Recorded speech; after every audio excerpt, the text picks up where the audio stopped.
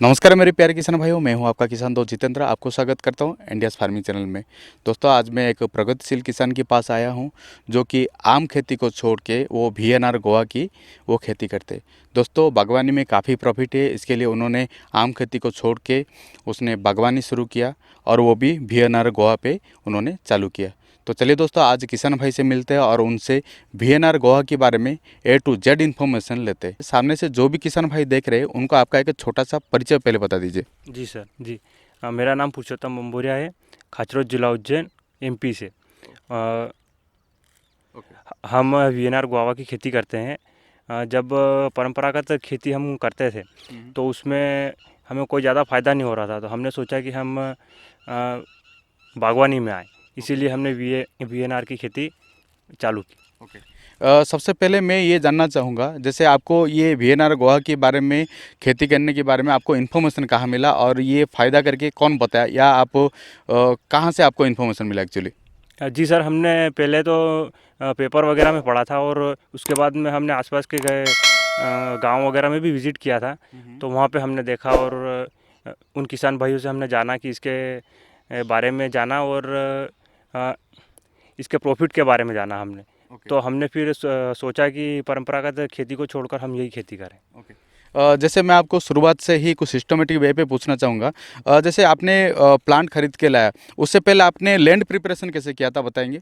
जी sir, हमने पहले तो इसकी गहरी जुताई करी और फिर उसके बाद में हमने 2 बाय 2 के गड्ढे किए और उसके अंदर हमने सड़ी हुई गोबर की खाद डाली और फिर अप्रैल या मई के आसपास में हमने इसकी रुपए किया। हाँ हाँ रुपए किया। इसका प्लांटेशन किया हमने।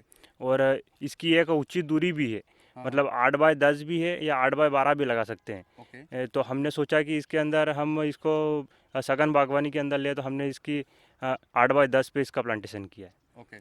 बाकी 8 बाय 12 भी ठीक रहता है ऐसे। आपने पौधा कहाँ से लिया था? सर, हमने ये पौधे वीना नर्सरी से ही लिए थे, रायपुर छत्तीसगढ़ से।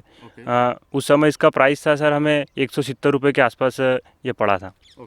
और पर एकड़ के हिसाब से अगर हम लोग बात करेंगे तो कितना पौधा आता है और कितना खर्चा आएगा एक्चुअली इसमें? सर, इसके अंदर पर एकड़ में लगभग 500 पौधे के आसपास आते हैं और 170 के हिसाब से मतलब लगभग ड्रिप वगैरह सबका खर्च हम जोड़ें तो उसके अंदर 1 लाख रुपए के आसपास हमें पड़ता है ये। इसका डिस्टेंस आप बताएंगे एक बार कि कितना बाय कितना आपने लगाया एक्चुअली? सर, ये हमने 10 बाय 8 पे लगाया। लाइन से लाइन की दूरी 10 है और पौधे से पौधे की दूरी 8 फीट है। जैसे आपने जो लगाया था वो टाइम पे आपने कौन सा कुछ फंगीसाइड वगैरह कुछ दिया था या कुछ पेस्टिसाइड के कैसे क्या आपने मैनेज किया था?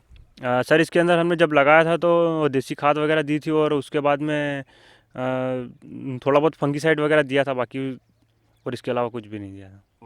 जैसे कोई नया किसान अगर इसमें आना चाहता है तो उनको एग्जैक्टली प्लान कैसे करना पड़ेगा? जैसे कौन सा प्लांट लेना पड़ेगा कि आज की डेट में इसका भाव क्या है, कौन सी प्लांट के ऊपर उनको जाना चाहिए? क्योंकि अगर हम लोग बात करेंगे गोवा के ऊपर बहुत सारा वेराइटी है, तो कौन सा एक्चुअली सही रहेगा?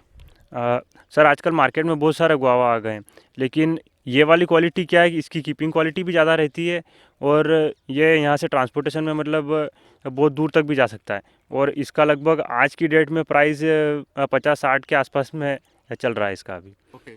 तो मेरे हिसाब से तो सभी किसानों को इसके ऊपर काम करना चाहिए। इसमें आपका वाटर मैनेजमेंट की सिस्टम कैसे रहेगा? जैसे कितना कितना दिन में पानी देना रहेगा और उसमें क्या प्रिकॉशन लेना पड़ेगा?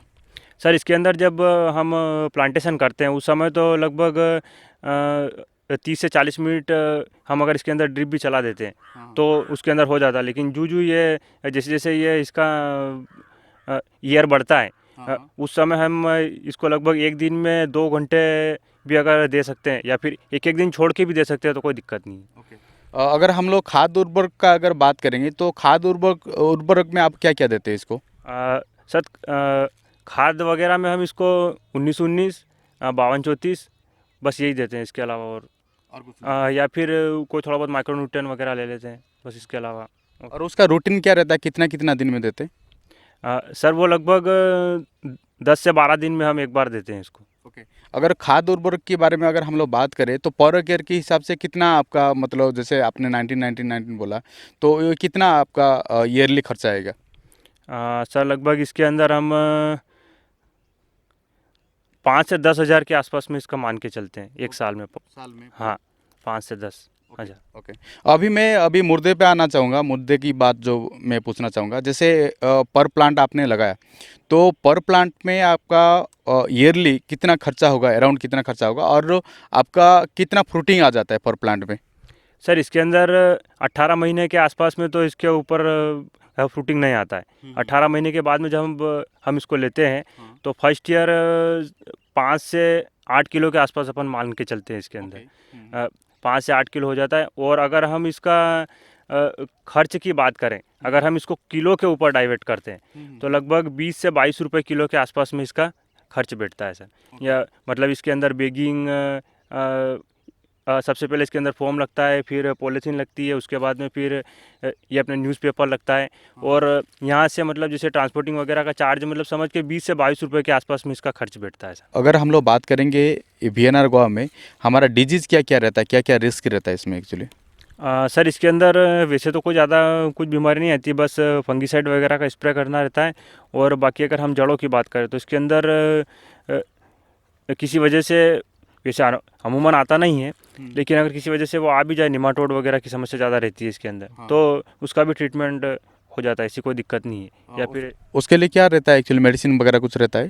सर उसके अंदर मार्केट में बहुत सारी दवाइयाँ वगैरह है उपलब्ध, तो उसकी वजह से वो ठीक हो जाता है, ठीक हो जाएगा उसके अंदर। पुरुषोत्तम जी, अगर कोई नया किसान अगर ये वीएनआर गोवा फार्मिंग में आना चाहता है, तो पर एकड़ के हिसाब से उनको कितना खर्चा आएगा और पर एकड़ में उनको कितना प्रॉफिट रहेगा?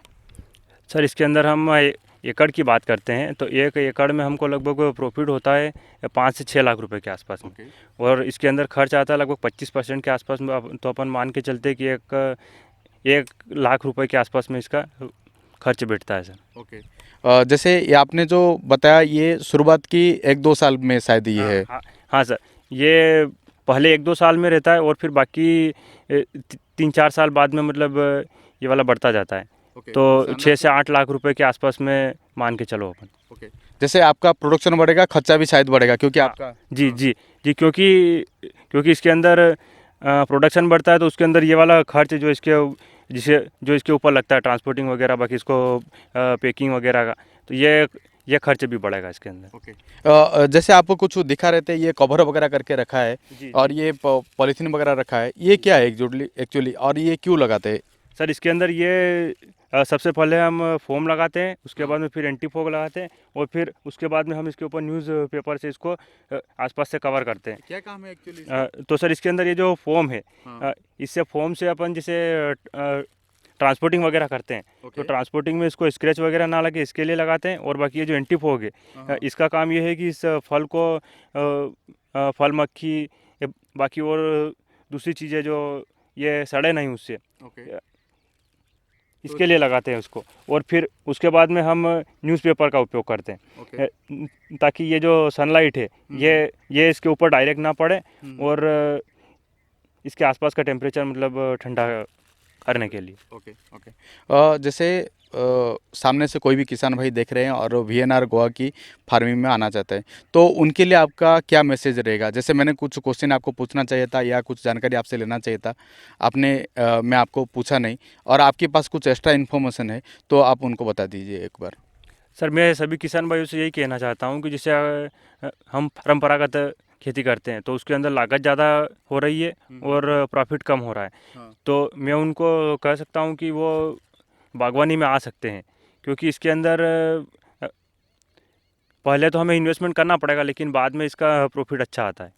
हाँ, और रेगुलरली रहता है ये? हाँ, क्योंकि इसके अंदर हम जब इसको एक बार इन पौधों को लगा देते हैं तो उसके अंदर जो हमें बार बार जुताई वगैरह ये वाला खर्च भी हमें बच जाता है। किसान भाइयों, आशा करता हूँ कि ये वीडियो आपको काफ़ी अच्छा लगा होगा। अगर आपको अच्छा लगा है तो वीडियो को लाइक कीजिए और चैनल को सब्सक्राइब कीजिए, और बाजू में जो बेल आइकन है उसको प्रेस करना ना भूलें। और वीडियो पे बने रहने के लिए आपको बहुत बहुत धन्यवाद।